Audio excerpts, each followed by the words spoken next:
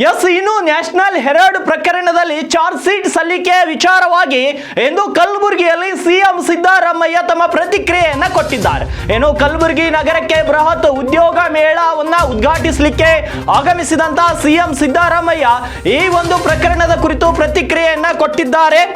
ಬಿಜೆಪಿಯವರು ರಾಜಕೀಯ ಉದ್ದೇಶದಿಂದ ಈ ರೀತಿ ಮಾಡ್ತಿದ್ದಾರೆ. ನೂರಾರು ವರ್ಷಗಳಿಂದ ನ್ಯಾಷನಲ್ ಹೆರಾಲ್ಡ್ ಇದೆ.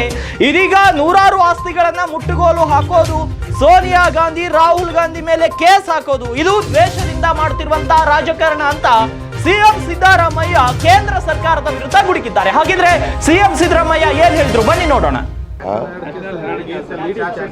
ನ್ಯಾಷನಲ್ ಹೆರಾಲ್ಡ್ ಆಗಿದೆ, ಬಿಜೆಪಿಯವರು ರಾಜಕೀಯ ಉದ್ದೇಶದಿಂದ ಮಾಡ್ತಾ ಇದ್ದಾರೆ. ಗೊತ್ತಾಯ್ತಾ? ನ್ಯಾಷನಲ್ ಹೆರಾಲ್ಡು ಅದು ಈಗ ನಿನ್ನೆ ಮೊನ್ನೆ ಪ್ರಾರಂಭ ಆಗಿದೆಯಾ? ನೂರಾರು ವರ್ಷಗಳಿಂದ ಇದೆ